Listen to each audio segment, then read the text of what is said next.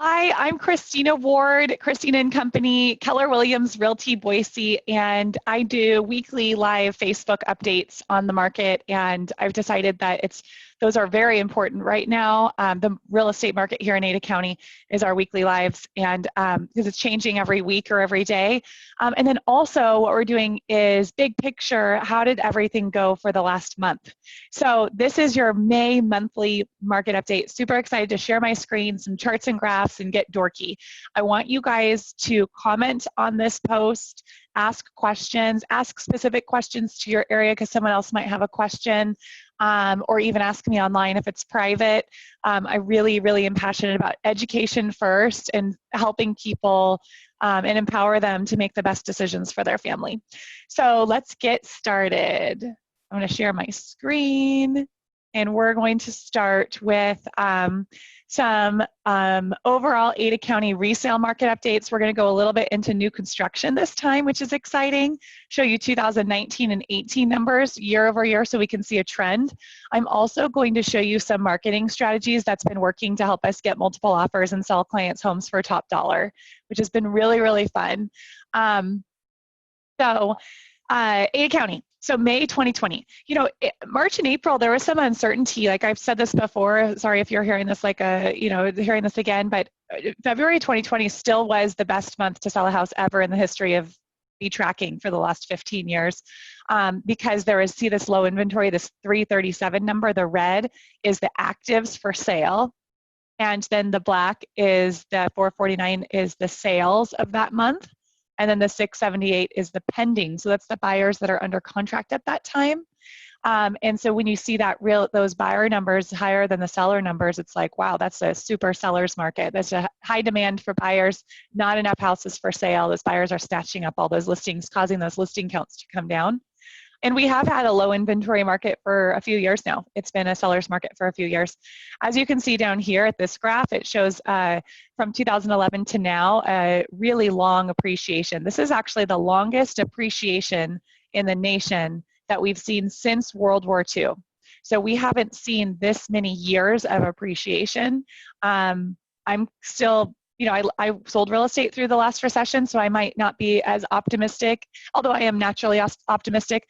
I might not be as optimistic as some just because that hurt my clients, it hurt my business. It was a hard time for a lot of people, and so I just keep watching and waiting just in case, just to be careful to see if there's a shift. And then on top of that, I was thinking, okay, let's watch for a shift because that's smart to be prepared for that.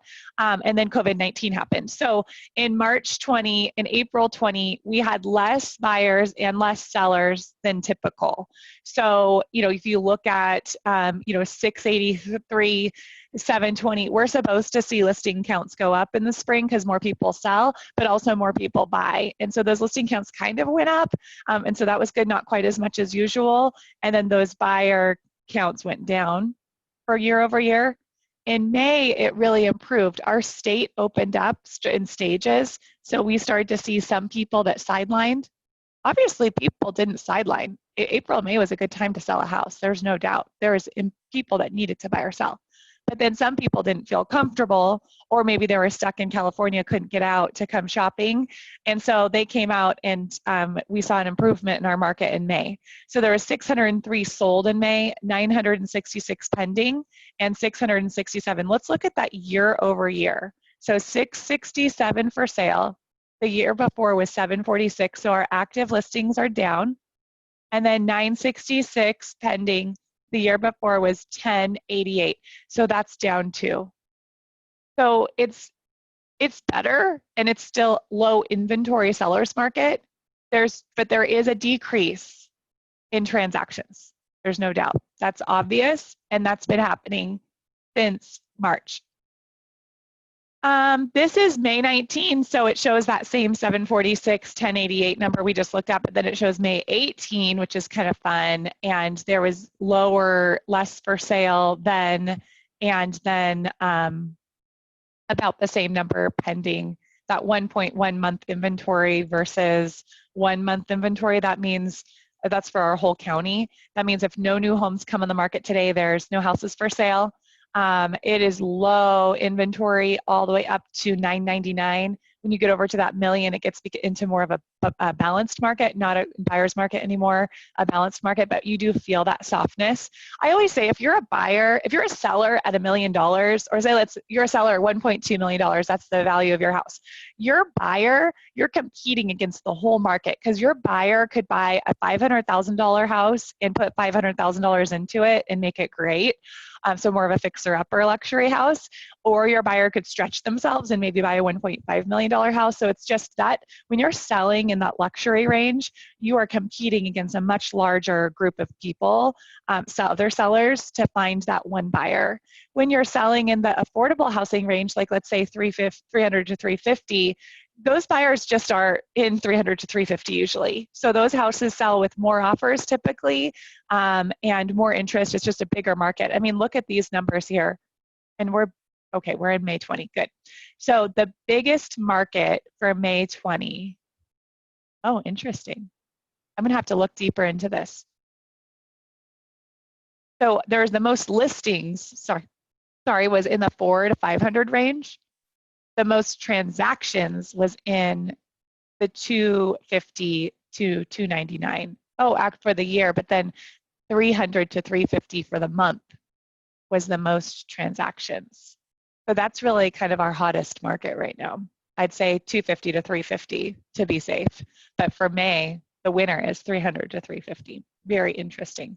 But the lowest inventory is, gosh, this is like 200 to 250. That's a tough one. If you're in that range, we can do it, but I should do a whole class on how to be a buyer when you're in multiple offers. We have some ways to win without having you have to pay too much. So please reach out to me if you're frustrated in this market, because we have Tracy and Alana on our team are fantastic negotiators, and our reputation sometimes gets us to win, which is really cool. So our clients don't have to pay more. The agent and the sellers just pick us because they know we're going to get it done.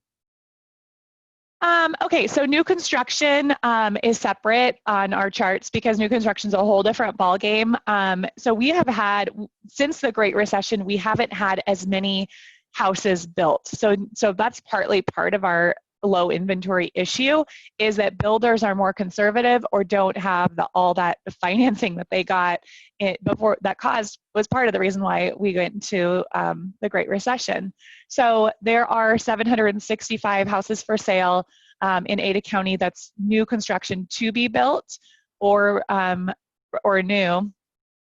So new, under construction, or to be built is in that new construction category. 953 pendings, that's great that it's higher than even for sale, so that's a low inventory market. 2.4 months inventory, so not quite as low as the resale market, but still a seller's market in that new construction. And we're not seeing that much of a change year over year, a little bit. Pendings are up and actives are a little bit down, so we have to keep watching that. But what I've heard from a national level, from Keller Williams Realty International actually, is that we never caught up on our inventory with new construction from the Great Recession. So we're a little behind with that. And hopefully we'll see more and more building happening. We're kind of running out of room here too, so it's just interesting to watch.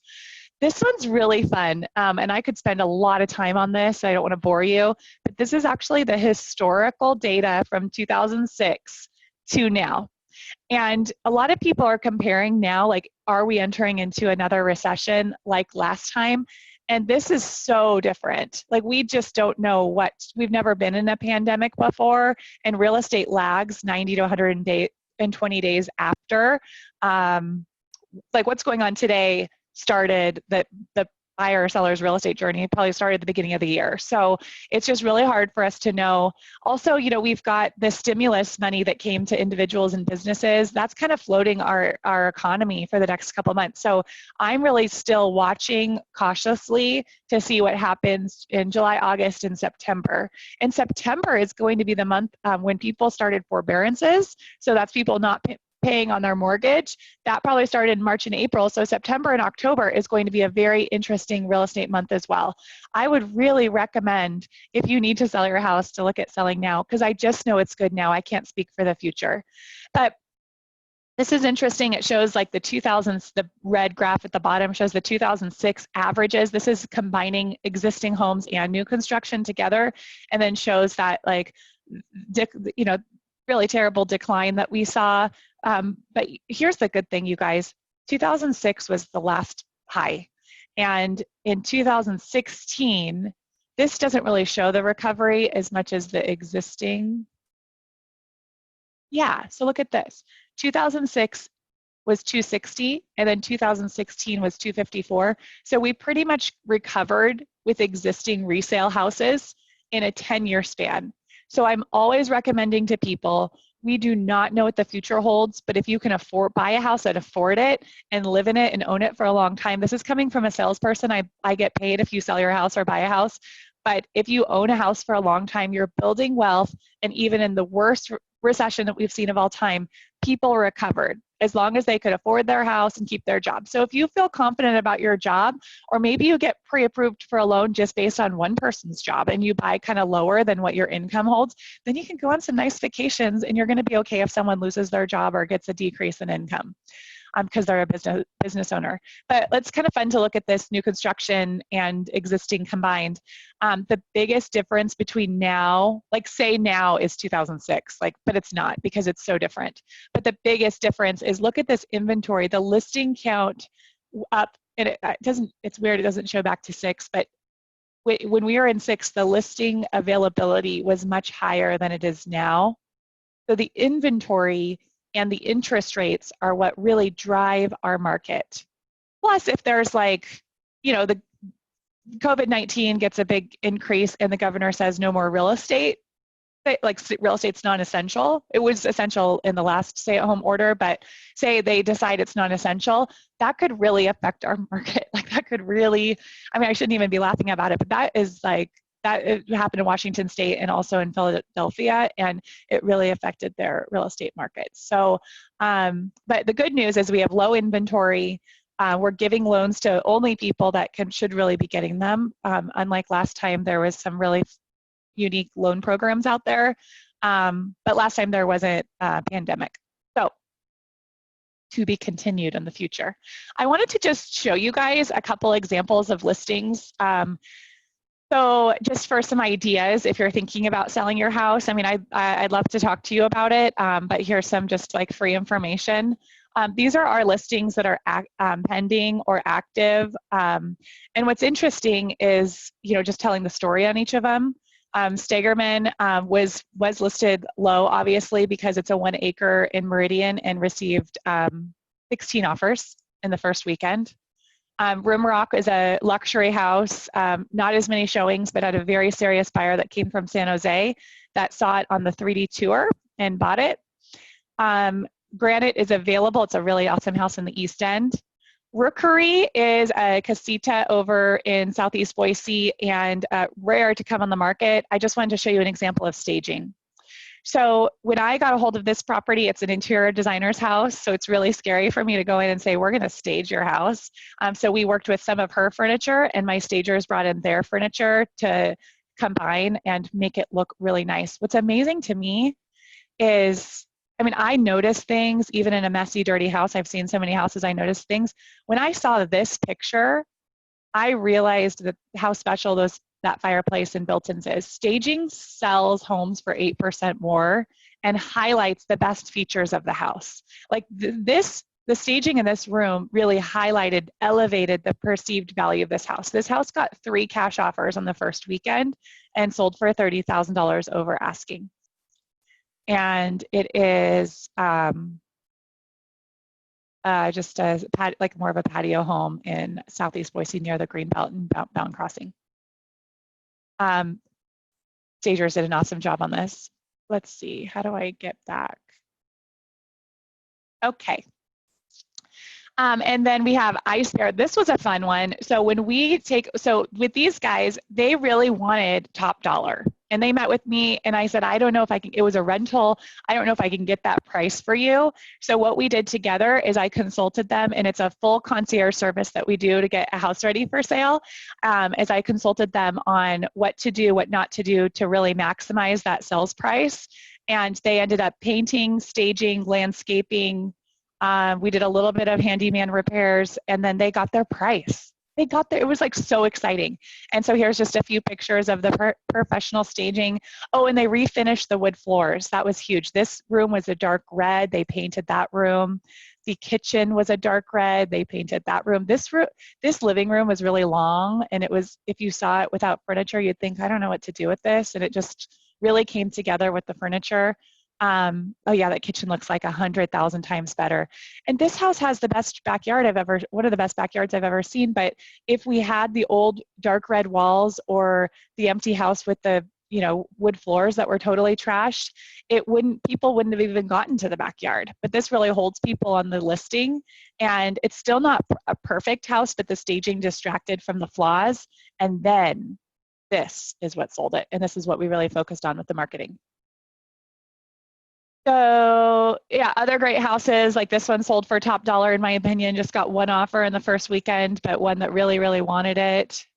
This one got a couple offers after a week and a half on the market. Great little house in Eagle. I'm seeing a lot more contingent offers right now, which is interesting. Just something to kind of watch. It feels a little bit like 2006 in that way. With all those contingencies. Those are just hard if you're a seller, just so you know, because you've got to deal with pretty much an inspection and an appraisal ×2 and loan underwriting ×2 and all of the risks that you take as a seller when you take your home off the market for some stranger to buy your house that's doing due diligence. You just have more. And what was interesting on that Rookery house is the agent told me they had a house to sell. And so I did my research. I called the agent that was selling the other house, and then he said they had a house to sell. So I did my research. I called that agent in California, and she said they had a house to sell. My clients almost took a contingent offer, and if I hadn't done my research, they wouldn't have known that there was 4 houses to sell before they're sold. Crazy. So one thing I do different than most agents is I interview all the agents on that domino effect and make sure we're going to actually get it done if we're going to take an offer like that. Also interview the lenders. A lot of lenders are just giving away pre-qualification letters to their buyers, and then our clients get under contract, and then at the very end they can't get a loan. Not good. Okay, I just wanted to show you one more thing. This is an example of our 3D tours. So that Rimrock house was sold from the 3D tour.